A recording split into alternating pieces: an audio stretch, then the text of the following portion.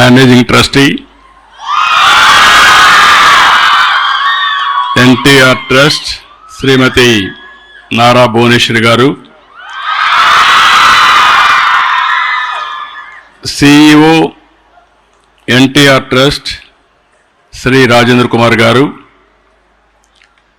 Whole time director Heritage Foods Shri M Sambasivarao garu, principal Shri SJ Reddy గారు, academic Deen MV Ramarao గారు, secretary correspondent NTR education institutions doctor P Venkateswara గారు, NTR trust COO Gopi గారు, faculty members, parents, అందరికంటే చాలా చైర్ఫుల్గా చాలా ఉత్సాహంగా ఉన్నటువంటి మై డియర్ స్టూడెంట్స్,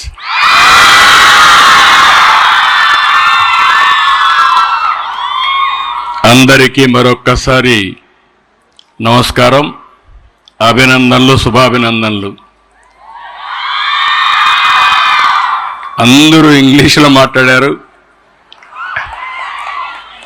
నేను మాత్రం తెలుగు గడ్డ మీద తెలుగులోనే మాట్లాడుతున్నాను.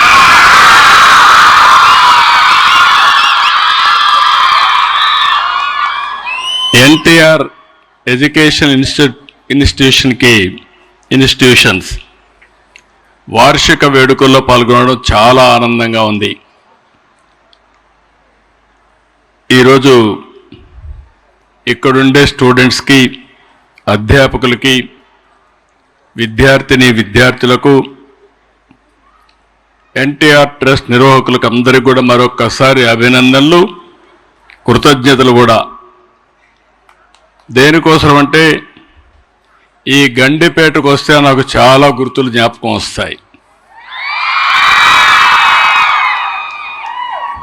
ఎందుకు నేను ఈ మాట వాడుతున్నానంటే, ఈ గండిపేట ఒకప్పుడు రాజకీయ కేంద్రం, పార్టీ హెడ్ క్వార్టర్స్. ఇది ఎన్టీ రామారావు గారు ముఖ్యమంత్రిగా ఈ హెడ్ క్వార్టర్స్లో పనిచేసిన తర్వాత నేను కూడా కొన్ని రోజులు ఇక్కడ పనిచేసి, ఒకప్పుడు రాజకీయ నాయకులకు శిక్షణ ఇచ్చిన కేంద్రం ఇప్పుడు చిన్నారి పిల్లలందరికీ, స్టూడెంట్స్కి అందరికీ శిక్షణ ఇచ్చే పరిస్థితి వచ్చింది. ఆ రోజు పాలసీ మేకర్స్, పబ్లిక్ రిప్రజెంటేటివ్స్, భావితరాల కోసం నాయకత్వాన్ని ఈ ప్రాంతంలో తయారు చేశాం. ఇక్కడ చాలా ట్రైనింగ్ ప్రోగ్రాంలు పెట్టాం. ఇప్పుడు మీరు చదువుకునే ఈ క్లాస్ రూమ్లన్నీ ఆ రోజు రాజకీయ నాయకులకు శిక్షణ తరగతులు ఇవన్నీ. అలాంటి ప్రదేశంలో మీరు చూస్తే మొట్టమొదటిసారిగా 1997 ఫిబ్రవరి 15 ఎన్టీఆర్ మెమోరియల్ ట్రస్టు ఏర్పాటు చేశాం. మొట్టమొదటిసారిగా 2005 జూన్ 23 ఎన్టీఆర్ మెమోరియల్ ట్రస్ట్ ద్వారా ఎడ్యుకేషన్ ఇన్స్టిట్యూషన్స్ ప్రారంభించాం. ఓసారి అవసరం, ముందు ట్రస్ట్ పెట్టాం. ఆ ట్రస్ట్ తర్వాత 2005లో చాలామంది పిల్లలు కొన్ని కారణాల వల్ల ఫ్యాక్షన్స్లో కొంతమంది పిల్లలు చనిపోయేవాళ్ళు, కొంతమంది రోడ్ యాక్సిడెంట్లో చనిపోయేవాళ్ళు, కొంతమంది తీవ్రవాదుల వల్ల చనిపోయేవాళ్ళు. అలాంటి సమయంలో ఆ పిల్లలంతా అనాథలైపోతే, తల్లి తండ్రి లేని పిల్లలుగా తయారైతే, ఆ పిల్లలకు పెద్ద దిక్కుగా ఉండాలి, వారికి ఏ లోటు లేకుండా చేయాలనే ఉద్దేశంతోనే ఇక్కడ ఈ కార్యక్రమానికి శ్రీకారం చుట్టాం. అలాంటి లొకేషన్లో ఈరోజు 10 ఎకరాలు 2,13,361 చదరపు అడుగుల్లో బ్రహ్మాండమైన బిల్డింగ్లను నిర్మించుకున్నాం. ఆ రోజు ఒక చిన్న మొక్క ఈరోజు మహావృక్షమైంది. 20 సంవత్సరాలు నేను ఇక్కడ మనస్ఫూర్తిగా మిసెస్ భువనేశ్వర్ గారిని అభినందించాలి. ఎందుకంటే నేను చేసింది ఒక ఎత్తు. ఆ తర్వాత ఆవిడ మేనేజింగ్ ట్రస్టీ అయిన తర్వాత నేను స్కూల్ పెడితే జూనియర్ కాలేజ్ పెట్టారు, తర్వాత డిగ్రీ కాలేజ్ పెట్టారు. నేను మళ్ళీ ఎప్పుడు పెద్దగా వచ్చేవాడిని కాదు. దీన్ని సమర్థవంతంగా నిర్వహిస్తున్న ఘనత శ్రీమతి భువనేశ్వరిది అని చెప్పి కూడా నేను మీ అందరికీ విజ్ఞప్తి చేస్తున్నాను. ఈరోజు మీరు చూస్తే మీ ప్రిన్సిపల్ గారు, అదే మరిగా ఇంకో పక్కన రామారావు గారు చాలా విషయాలు చెప్పారు. గ్రూప్ 1 పరీక్షల్లో ఇక్కడ ఉండే 4 మంది పాస్ అయ్యారు. 3 జూనియర్ సివిల్ జడ్జిలుగా ఎంపికయ్యారు.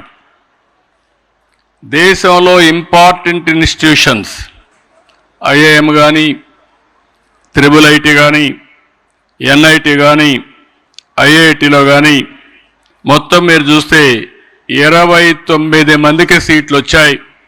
ఈ సీట్లు వచ్చిన ప్రతి ఒక్క పిల్లల్ని మనస్ఫూర్తిగా అభినందిస్తున్నా, టీచర్లు కూడా మనస్ఫూర్తిగా అభినందిస్తున్నా. ఒక చిన్న ఇన్స్టిట్యూట్గా తయారైంది చూస్తే గండికోటలో 6 నుంచి 10 వరకు 581 మంది ఉన్నారు. ఇంకొక పక్క జూనియర్ కాలేజ్ 690 మంది ఉన్నారు. చల్లపల్లి అక్కడ 370 మంది ఉన్నారు. మొత్తం కలిసి 1641 మంది పిల్లలు ఈరోజు ఉన్నారంటే దానికి కారణం శ్రీమతి భువనేశ్వరి మేనేజింగ్ ట్రస్టీ అని మరొకసారి విజ్ఞప్తి చేస్తున్నా. ఆ రోజు ప్రారంభించింది 131 మందితో. ఆ రోజు ప్రారంభించింది ఒక అవసరం కోసరం. ఈరోజు ఆ అవసరం ఒక ఇన్స్టిట్యూషన్ ఆఫ్ ఎక్సలెన్స్గా తయారైంది. ఇప్పుడే మీరు చూశారు, నేను టెక్నాలజీ ఐటీ ఎప్పుడో ప్రారంభించాను. హైటెక్ సిటీతో ప్రారంభమైంది. 3 విషయాలు పిల్లలు మీరందరూ గుర్తుపెట్టుకోవాలి. ఇంత మునిపే సాంబశివరావు గారు చాలా స్పష్టంగా చెప్పారు. భువనేశ్వర్ గారు చాలా వారి యొక్క అనుభవంతో వారు విజన్ ఇచ్చారు. ఎన్నో సంవత్సరాలు కాలేదు, 95లో నేను మొట్టమొదటిసారిగా ముఖ్యమంత్రి అయిన తర్వాత హైదరాబాద్లో ఐటీని ప్రారంభించాం. ఒక హైటెక్ సిటీతో ప్రారంభమైంది. ఒక ఇంజనీరింగ్ కాలేజీతో ప్రారంభమై 9 ఏళ్లలో 300 ఇంజనీరింగ్ కాలేజీలు వచ్చాయి.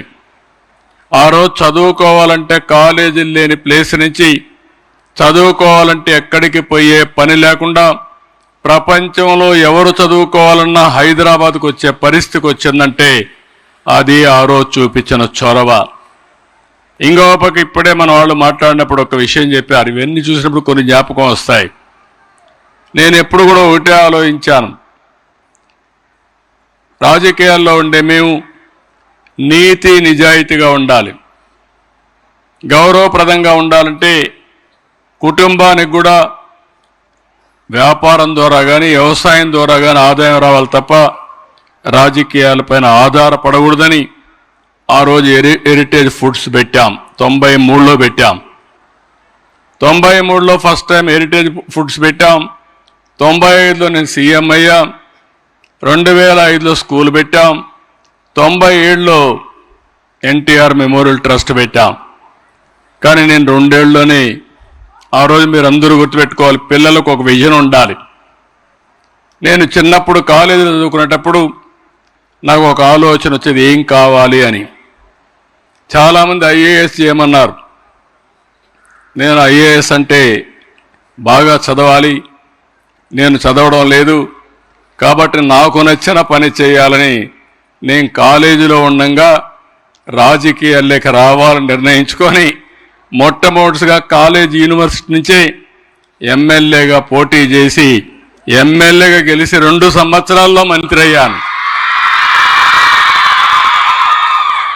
అక్కడి నుంచి చరిత్ర అంతా కూడా మీ అందరికీ తెలుసు. ఇప్పుడు 4వసారి ముఖ్యమంత్రిగా ఉన్నా. ఎన్నిసార్లు ముఖ్యమంత్రిగా ఉన్నామనే దానికంటే నేను ముఖ్యమంత్రిగా ఉన్నప్పుడు ఏం జరిగిందనేది చాలా ముఖ్యం, ఏం చేశావనేది చాలా ముఖ్యం. అందుకే ఈరోజు మిమ్మల్ని అందరినీ కోరేది, ఇక్కడే భువనేశ్వర్ గారిని చూస్తే మీకు స్ఫూర్తినివ్వాలని ఆవిడ విషయం కూడా ఒక్క నిమిషం మీకు చెప్తున్నా. ఆవిడ ఒక హౌస్ వైఫ్. నేను పెళ్లి చేసుకున్న తర్వాత మొదట్లో నేను మామూలుగా రాజకీయం చేశాను, తర్వాత బిజినెస్కి వచ్చాను.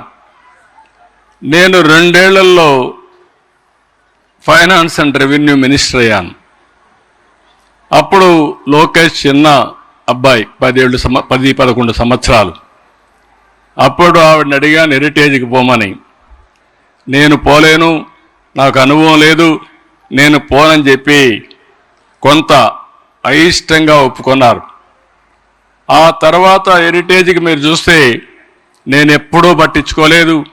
సమర్థవంతంగా పనిచేసి హెరిటేజ్ వ్యవస్థని, ఆ కంపెనీని బ్రహ్మాండంగా నడిపించిన వ్యక్తి భువనేశ్వరి గారు. అంటే ఓసారి పట్టుదల ఎట్లొస్తుందనే దానికి ఇది ఒక ఎగ్జాంపుల్ మాత్రం. ఇప్పుడు నేను పేపర్లో చూసి చెప్తున్నా, ఆవిడ ట్యాబ్లో చూసి ఉపన్యాసం ఇస్తా ఉంది. నేను టెక్నాలజీ గురించి మాట్లాడుతున్నా, ఆవిడ టెక్నాలజీ వాడుతూ ఉంది.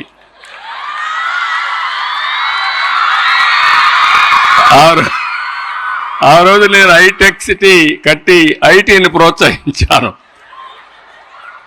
ఈరోజు మళ్ళీ డేటా సెంటర్,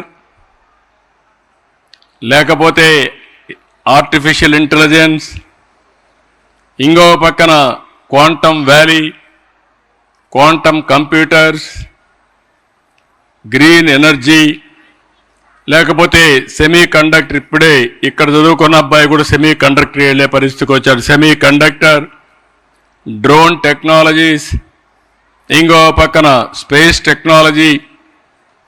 ప్రపంచంలో ఏవైతే టెక్నాలజీస్ ఉన్నాయో అవన్నిటికీ చిరునామాగా ఆంధ్రప్రదేశ్ని తయారు చేయాలని నెక్స్ట్ జనరేషన్ టెక్నాలజీకి వెళ్ళాను. నేనైతే అవన్నీ ప్రజల కోసం చేస్తున్నాను, కానీ భువనేశ్వర్ గారు మాత్రం చాలా సమర్థవంతంగా సింపుల్గా పేపర్లు లేకుండా ట్యాప్ తీసుకొచ్చి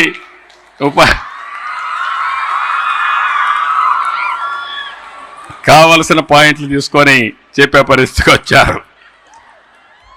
నేను ఆవిడ్ని చూశాను, వాళ్ళ నాన్నమారుగా పట్టుదలుంది, మొండితనం ఉంది. చాలా ఏదైనా పట్టుకుంటే చాలా గట్టిగా చేస్తారు.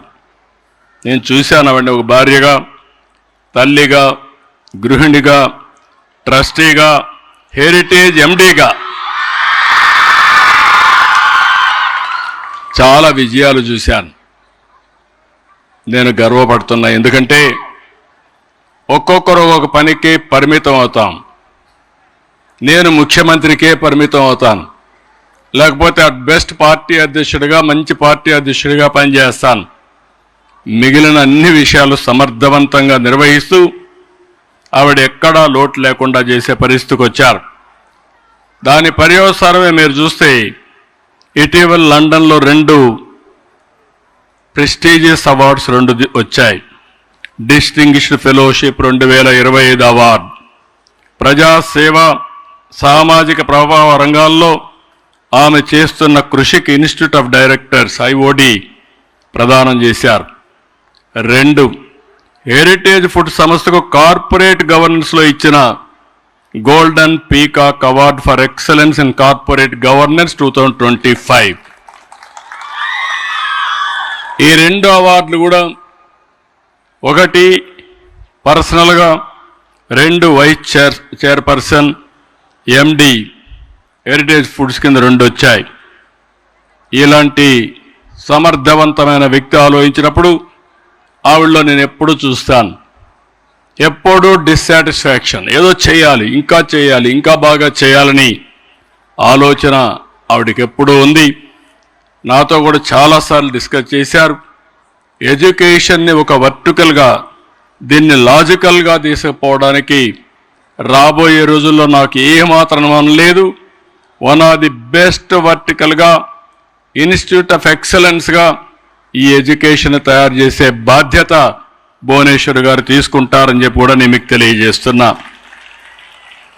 ఈరోజు ఇంకొక పక్కన మీరు ఒక్కసారి చూస్తే ఈ స్కూల్లో ఇప్పటికే చాలా 11 బ్యాచెస్ అయిన ఎస్ఎస్సి, సిబిఎస్ఈ 8 బ్యాచెస్ పూర్తి చేశారు.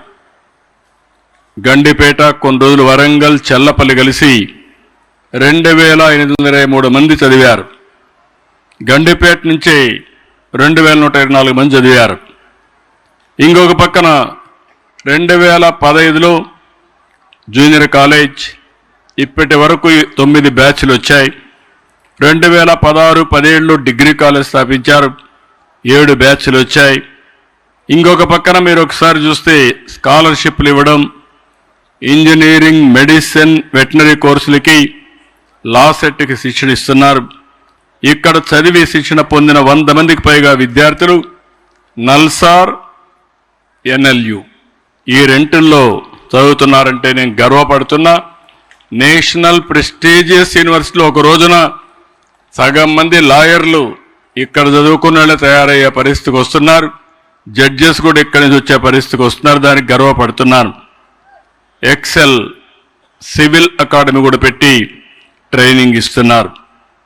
ఇవన్నీ చూసినప్పుడు మాకెప్పుడు జ్ఞాపకం ఉంటుంది, ఎన్టీ రామారావు గారు సమాజంలో సమానత్వం కోసం, విద్య, సామాజిక న్యాయం ఇవన్నిటి కోసం పోరాడిన వ్యక్తి.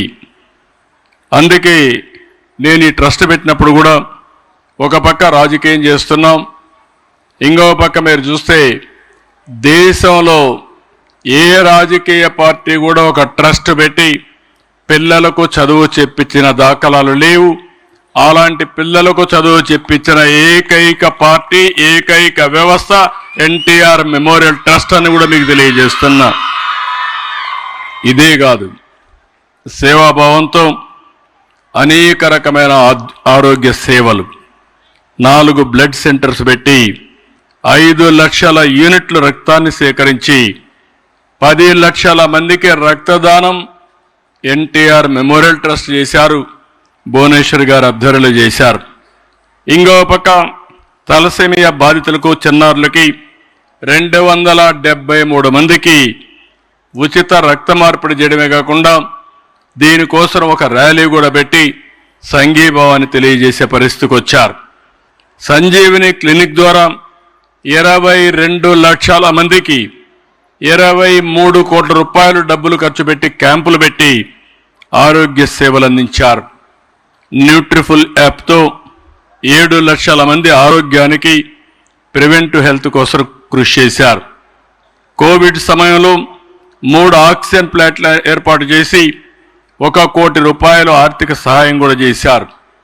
వరదలు వచ్చినా, తుఫాన్లు వచ్చినా, ప్రకృతి విపత్తుల్లో ఇప్పటికే విపత్తుల్లో 22 లక్షల మందికి సాయం చేశారు. ఎన్టీఆర్ సుజల స్రవంతి ద్వారా 4,80,000 మందికి స్వచ్ఛమైన నీరు అందిస్తున్నారు. నిన్ననే ఒక వారం కిందం రంపచోడవరం వెళ్ళి ఒక మారుమూల ప్రాంతంలో 1,600 మంది గిరిజనులకు వైద్య సేవలు అందించి వచ్చారు.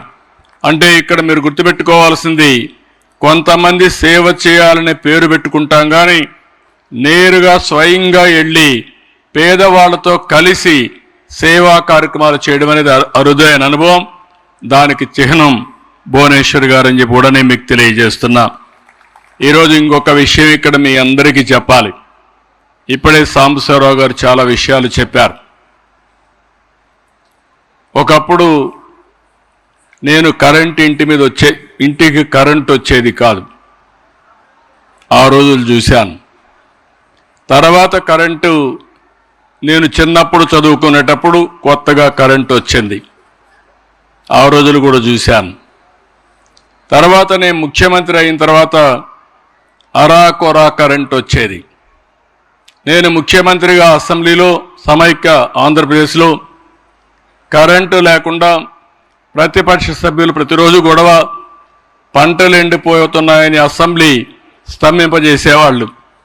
అలాంటి సందర్భాల్లో ఒకరోజైతే నేను అసెంబ్లీ అర్ధాంతంగా వాయిదా వేసి పొలం చూసి మళ్ళీ వచ్చిన రోజులు కూడా. ఆ రోజు ఈ దేశంలో మొట్టమొదటిసారిగా పవర్ సెక్టర్ రిఫార్మ్స్ తీసుకొచ్చి విద్యుత్ శక్తి కొరత లేకుండా చేసిన పార్టీ తెలుగుదేశం పార్టీ. ఆ రోజు ఈరోజు మీరు చూస్తే మన ఇంటి పైన కరెంటు తయారు చేసుకునే పరిస్థితికి వచ్చాం. సోలార్ వచ్చింది. ఎన్టీఆర్ మెమోరియల్ ట్రస్ట్ ఎక్కడికో పోవక్కర్లేదు, ఇక్కడనే సోలార్ ప్యానెల్స్ పెట్టుకుంటే మీకు కావలసిన కరెంటు తయారు చేసుకునే పరిస్థితికి వచ్చాం. ఒకప్పుడు మేము ఇక్కడ కూర్చొని ఆ రోజు ఈ విధంగా కంప్యూటర్స్ కానీ నెట్వర్కింగ్ ఉండేది కాదు. ఇదే ఆఫీసులో మాకు రాష్ట్రం అంతా కూడా తపాలాలో లెటర్స్ వచ్చేటి పర్ఫార్మెన్స్ అంతా. ఈ మూల ఒక రూమ్ ఉండేది, ఆ రూమ్లో పెద్ద కంప్యూటర్ పెట్టాం. మా నాయకుడు ఒక రూమ్లో కూర్చునేవాడు, నేను ఒక రూమ్లో కూర్చునేవాడిని. మాకు ఏసీ ఉండేది కాదు, కంప్యూటర్కి మాత్రం ఏసీ లేకపోతే పనిచేయదు, దానికి కంప్యూటర్ పెట్టేవాళ్ళం. అక్కడి నుంచి అప్పట్లోనే 84, 85లో 6 లక్షల మంది బయోడేటా ఎంటర్ చేసి నెల నెల పోస్ట్ ద్వారా సమాచారం తెప్పించి అవన్నీ అప్డేట్ చేసి అక్కడి నుంచి మేమంతా కూడా పదవులు ఇవ్వడంలో మెరిట్ కోసం ఇచ్చేవాళ్ళం. ఈరోజు మీరు చూస్తే mid-90s 1995లో ఇన్ఫర్మేషన్ టెక్నాలజీ వచ్చింది. నేను ఫస్ట్ మూవర్ కింద ఇన్ఫర్మేషన్ టెక్నాలజీ అడాప్ట్ చేసుకున్నాం. ఆ రోజు సెల్ ఫోన్లు ఉండేటివి కాదు. నేను సెల్ ఫోన్ గురించి మాట్లాడుతున్న నెగతాళి చేసేవాళ్ళు. ఆ రోజు పట్టుబట్టి డీరెగ్యులేషన్ తీసుకొచ్చాం. ఈరోజు టెక్నాలజీ భారతదేశం యొక్క ఆర్థిక వ్యవస్థను పూర్తిగా మార్చేసే పరిస్థితికి వచ్చింది. ఒక్క నిర్ణయం, ఒక్క హైటెక్ సిటీతో ప్రారంభించాం. అక్కడి నుంచి అనేక నిర్ణయాలు చేసుకుంటూ వెళ్ళాం. ఈరోజు మీరు ఒక్కసారి చూస్తే ఎన్నో వందల సంవత్సరాలు కాలేదు, 25 సంవత్సరాలు దేశంలో హైయెస్ట్ పర్ క్యాపిటా ఇన్కమ్కు చిరునామా తెలంగాణ రాష్ట్రంగా తయారైంది. ఇంకొక పక్క ఆ రోజు నేను ఐటీ అంటే అందరూ ఎగతాళి చేశారు, కానీ ఈరోజు ప్రపంచంలో ఎక్కడికి పోయినా భారతీయులు ఉన్నారు. అందులో తెలుగు వాళ్ళు 30% ఉన్నారు. ఏ దేశానికి వెళ్ళినా అక్కడికి ఉండే వాళ్ళకంటే హైయెస్ట్ పర్ క్యాపిటా ఇన్కమ్కు చిరునామా ఎవరంటే దానికి తెలుగువారు కావడం నాకెంతో సంతోషంగా ఉంది. ఎందుకు ఈ విషయం పిల్లలకు చెప్తున్నానంటే, నిన్న కూడా ఒక మాట చెప్పాను. భారతదేశానికి 4 అడ్వాంటేజెస్ ఉన్నాయి. ఒకటి, ఆర్థిక సంస్కరణలు వచ్చిన తర్వాత ఆలోచన విధానం మారింది. 2, టెక్నాలజీ వచ్చిన తర్వాత ఫస్ట్ మోర్ అడ్వాంటేజ్ తీసుకొని మాస్టరైజ్ చేశాం. 3, యంగ్స్టర్స్ ఎక్కువ ఉండే దేశం ప్రపంచంలోనే భారతదేశం. 4, ఒక సుస్థిరమైన ప్రభుత్వం ఉండే దేశం భారతదేశం. ఈ 4 మనకు అనుకూలంగా ఉన్నప్పుడు మీరందరూ గుర్తుపెట్టుకోవాల్సింది, మనకు ట్రెడిషనల్ వాల్యూస్ ఉన్నాయి. ప్రపంచంలో ఏ దేశంలో కూడా ఇన్ని మంచి విలువలుండే దేశం ఏదీ లేదు. ఈరోజు మీరు ఇక్కడ చూశారు బ్యూటిఫుల్గా. ఒకప్పుడు మేము ఏదైనా యాన్యువల్ డే పెట్టాలంటే ఒక డయాస్ వేసి ఆ డయాస్ మీద ఇలాంటి సాంస్కృతిక కార్యక్రమాలు నడిపేవాళ్ళం. ఈరోజు షో టైం, మన పిల్లలే బ్యూటిఫుల్గా కల్చరల్ ప్రోగ్రామ్ చూస్తే వీళ్ళు మన పిల్లల అనే విధంగా షో టైం వీళ్ళు కలిసి క్వాలిటేటివ్ సాంస్కృతిక కార్యక్రమాలు చేశారంటే అది టెక్నాలజీ ప్రభావం. అందుకే నేను మిమ్మల్ని అందరినీ కోరేది, మోడర్న్ టెక్నాలజీ అలవాటు చేసుకోవాలి. ఇంకో పక్క గ్లోబల్ నాలెడ్జ్ని ఎప్పటికప్పుడు అధ్యయనం చేసుకోవాలి. మన విలువల్ని మనం కాపాడుకుంటూ నాలెడ్జ్ ఎకానమీలో ముందుకు పోతే మీరు అనుకునేది ప్రపంచంలో సాధించలేనిది ఏదీ లేదు. మీకు ఇది ఉండాలి. స్టూడెంట్స్కి అందరికీ చెప్తున్నా, మీకంటూ ఒక గోల్ సెట్ చేసుకోవాలి. అక్కడ ఎలిమెంటరీ స్కూల్ పిల్లలు ఉన్నారు, హై స్కూల్ పిల్లలు ఉన్నారు, ఈ పక్క డిగ్రీ జూనియర్ కాలేజ్ పిల్లలు ఉన్నారు. మీరు కరెక్ట్గా ఇంకొక 6-7 సంవత్సరాల్లో బయట ప్రపంచానికి క్యారియర్ ప్రారంభిస్తారు. కొంతమంది 3 ఏళ్ళలో 4 ఏళ్ళలో, కొంతమంది 6-7 ఏళ్ళలో. ఇక్కడిచ్చే విద్య ఒక యాంగిల్, ప్రపంచంలో ఉండే నాలెడ్జ్ అంతా కూడా మీకు అందుబాటులోకి వచ్చే పరిస్థితికి వచ్చింది. మీకు ఏ కోర్సు కావాలన్నా చేసే పరిస్థితికి వస్తున్నారు. ఈరోజు ఇంకొక విషయం కూడా మీరు గుర్తుపెట్టుకోవాలి. భవిష్యత్తులో కొన్ని యూనివర్సిటీస్ కానీ, గవర్నమెంట్స్ కానీ, యూజీసీ కానీ అందరూ కలిసి కొన్ని వందల సబ్జెక్ట్స్ని ఆన్లైన్ కోర్సెస్గా పెట్టి ఓసారి ఆ యూనివర్సిటీ ఆధారంగా ఏ డిగ్రీ కావాలన్నా డిగ్రీ ఇచ్చే పరిస్థితి వస్తున్నారు. అంటే ఆన్లైన్, ఆఫ్లైన్. అవసరమైతే కొన్ని అడిషనల్ కోర్సెస్ మీరు చేస్తే మామూలుగా చేతి వృత్తి చేసుకునే ప్రతి ఒక్కరికి కూడా పిహెచ్డి డిగ్రీ వచ్చే పరిస్థితికి వస్తూ ఉంది. అంటే లెర్నింగ్ అనేది క్లాస్ రూమ్లో చదువుకోవడమే లెర్నింగ్ కాదు. ఎక్కడున్నా నేర్చుకోగలిగితే, దాన్ని ఏ విధంగా ఛానలైజ్ చేయాలని చేయగలిగితే డిగ్రీస్ రావడమే కాకుండా దానికి తగిన విధంగా మీకు ఉద్యోగ అవకాశాలు కానీ, క్యారియర్ కానీ వచ్చే పరిస్థితి వస్తుంది. ఈ విషయం పిల్లలందరూ గుర్తుపెట్టుకోవాల్సిన అవసరం ఉంది. పేదరికాన్ని జయించాలంటే ఒక విలువైన ఆయుధం చదువు. ఇది ఒకటే మార్గం.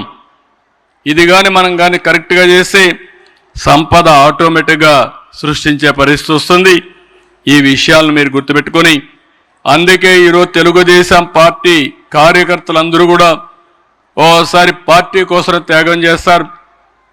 కొన్ని కారణాల వల్ల వాళ్ళు చనిపోతే ఆ పిల్లలకు దిక్కుదోచిన పరిస్థితి ఉంటే అలాంటి పిల్లలకు పెట్టిన ఇన్స్టిట్యూట్ని ఇప్పుడు దీన్ని నెక్స్ట్ లెవెల్కి తీసుకుపోవడానికి భువనేశ్వర్ గారు చల్లపల్లిలో అక్కడుండే పిల్లలందరికీ చేస్తూనే దీన్ని ఒక లేటెస్ట్ కింద బెస్ట్ ఇన్స్టిట్యూషన్ ఆఫ్ ఎక్సలెన్స్ చేయడానికి వారు ఆలోచిస్తున్నారు. 2 డికేడ్స్ అయింది. నెక్స్ట్ భవిష్యత్తుకి I wish all the best for the management. మీరు అనుకుంటే చేయగలుగుతారు. దేశం మెచ్చే విధంగా హైదరాబాద్లో వన్ ఆఫ్ ది బెస్ట్ ఇన్స్టిట్యూషన్ని ఏర్పాటు చేసే బాధ్యత మీరు తీసుకోండి. ఇది సాధ్యం అని చెప్పి తెలియజేసుకుంటూ, పిల్లలు మీ అందరిని ఒకటే కోరుతున్నా, నా ఆశ అంతా మీ మీదనే. 2047 వికసిత్ భారత్ మనం తయారు చేసుకున్నాం. ఇందులో మీరు చూస్తే ఇప్పుడే సాంబశివరావు గారు చెప్పినట్టు ఇప్పుడు 4వ ఆర్థిక పెద్ద వ్యవస్థ మంది. 1 or 2 yearsలో 3వ ఆర్థిక వ్యవస్థగా తయారవుతాం. 38కి 2వ ఆర్థిక వ్యవస్థగా తయారవుతాం. 47కి ప్రపంచంలోని నెంబర్ 1 ఆర్థిక వ్యవస్థగా తయారు కావడమే కాకుండా భారతీయులు ప్రపంచంలోని నెంబర్ 1గా ఉండే అవకాశాలుంటాయి. అలాంటి 22 సంవత్సరాల్లో పిల్లలు మీరెక్కడ ఉండాలో మీరు ఆలోచించుకోవాల్సిన అవసరం ఉంది. అందుకే ఇది ఒక రైట్ టైం. మీరు ఒక విజన్ పెట్టుకోండి, సిస్టమేటిక్గా పనిచేయండి. అనుకున్న లక్ష్యం కోసం మీరు పనిచేస్తే ఇది అసాధ్యం కాదు, ఇది సాధ్యం. అలాంటి లక్ష్య సాధన కోసం ముందుకు పోవాల్సిందిగా మరొక్కసారి కోరుతూ, మిమ్మల్ని చూసినప్పుడు చాలా సంతోషం. నేను కూడా ఎలాంటి గైడెన్స్ ఇవ్వాలని అవన్నీ ఇస్తూనే ఈ ట్రస్ట్ని వన్ ఆఫ్ ది బెస్ట్ ట్రస్ట్గా తయారు చేసి ఇక్కడుండే పిల్లల భవిష్యత్తు బంగారు భవిష్యత్తు చేయడానికి అన్ని విధాలా సహకరిస్తానని చెప్పి మరొక్కసారి హామీ ఇస్తూ అందరికీ నమస్కారాలు. All the best. ఇప్పుడే హరికృష్ణ చూశాం, ఇంకొక అమ్మాయి అయితే ఎయిర్ హోస్టెస్గా చేరి చాలా కాన్ఫిడెంట్గా ఇక్కడ మన దగ్గరకు వచ్చే మాట్లాడే పరిస్థితికి వచ్చారు. మీరు ప్రాక్టీస్ చేస్తే ఏదైనా సాధ్యం. టీచర్ ఒక లెవెల్లో ఉంటారు. టీచర్ ఇచ్చినటువంటి నాలెడ్జ్ తీసుకుంటూనే నెక్స్ట్ లెవెల్కి ఎదగాలని మీకు ఆశ ఉంటే, డిజైర్ ఉంటే ఆ దీక్షతో పనిచేయగలిగితే ఏదైనా సాధ్యం. We are all in inspiring time. నేను ఇప్పుడు కూడా ఆలోచిస్తూ ఉంటాను, ఈరోజు ఏం చేశాను, నా వల్ల ఎంతమందికి లాభం వచ్చింది, మళ్ళీ రాబోయే 20 సంవత్సరాల్లో ఏం జరుగుతుంది, ఈ 20 సంవత్సరాల్లో నేనుండే పదవిలో ఏం చేయగలుగుతానని చెప్పి అనునిత్యం ఆలోచిస్తాం. ఈరోజు మీరు చూస్తుంటారు, హైదరాబాద్ విజన్ 2020లో నేను రిలీజ్ 2000లో రిలీజ్ చేశాను, విజన్ 2020 అని.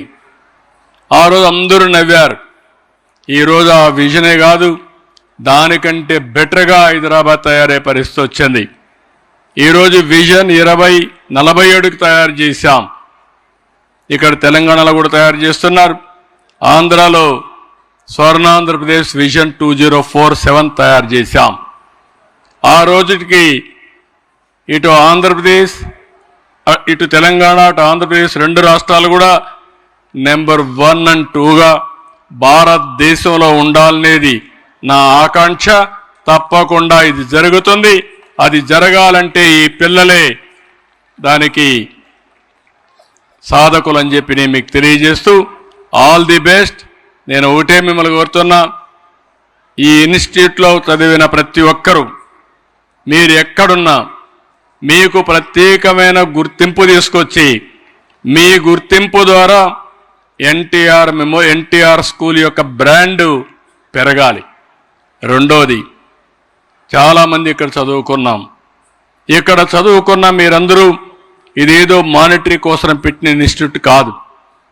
ఇది no loss no profit institute. ఇది ఇక్కడ ప్రాఫిట్ కాదు, మానవ వనరుల్ని తయారు చేయడానికి పెట్టిన ఇన్స్టిట్యూట్. కాబట్టి తిరిగి మీరు పే బ్యాక్ కొన్ని రోజులు రండి, మీ జూనియర్స్ని ఇన్స్పైర్ చేయండి, మీ సక్సెస్ స్టోరీలు చెప్పండి. మీకు తోచిన విధంగా వాళ్ళని కూడా పైకి తేవడం కోసం మీరు కూడా పనిచేయగలిగితే సాధ్యమవుతుంది. నాకు ఒక కోరిక ఉంది, మేనేజ్మెంట్ చాలా బాగా పనిచేస్తున్నారు, కానీ చాలదన్న నా ఉద్దేశం. ఎందుకంటున్నానంటే పోటీ ప్రపంచంలో అనునిత్యం పోటీ ఉంటుంది. టీచర్లకు అనునిత్యం పరీక్షలే.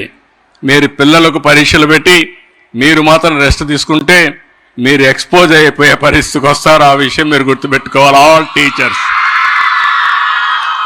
ఒకవేళ కానీ మీరు టీచర్స్ కానీ పికప్ కాకపోతే పిల్లలు ఆన్లైన్ చదువుకొని మీకు టీచ్ చేసే పరిస్థితికి వస్తారు. ఆ విషయం కూడా మీరు గుర్తుపెట్టుకోవాల్సిన అవసరం ఉంది. కాబట్టి always it is a challenge. Knowledge ఎవరి సొత్తు కాదు, ఏజ్ కూడా అవసరం లేదు, చిన్న పెద్ద లేదు, almost all it is democratised. తెలివైన వాడు ఏ సోర్సెస్ ద్వారా అయినా నేర్చుకునే అవకాశం వస్తుంది. కానీ మీరు చేయాల్సింది అది నేర్చుకోవాలంటే స్కిల్లింగ్ మీరు నేర్పించగలిగితే ఈజీగా వాళ్లకు అభ్యసించడానికి అవకాశం వస్తుంది.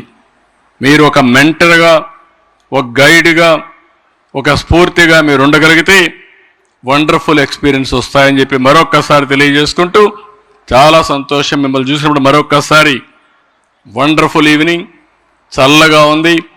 పక్కనే గండిపేట రిజర్వాయర్ అయితే మేము చాలా రోజులైంది ఇక్కడికి వచ్చినప్పుడు ఈ ప్లెజెంట్ మూమెంట్స్ చూసిన తర్వాత నాకు పాత స్టోరీస్ అన్నీ ఒక సినిమాలో జరిగినాక ఇప్పుడు ఎట్లా తిరిగి వస్తుందో ఆ మార్గ అంతా కూడా జ్ఞాపకం వస్తున్నాయి. ఎనివే, భువనేశ్వర్ గారిని, మేనేజ్మెంట్ని మనస్ఫూర్తిగా అభినందిస్తూ ఈరోజు ఇక్కడికి పిలిచి మళ్ళీ పాత రోజులన్నీ గుర్తు చేయించిన దానికి మనస్ఫూర్తిగా వారికి అభినందనలు. మిమ్మల్ని చూసి మీతో మాట్లాడే అవకాశం వచ్చిన దానికి అందరికీ అభినందనలు, ధన్యవాదాలు.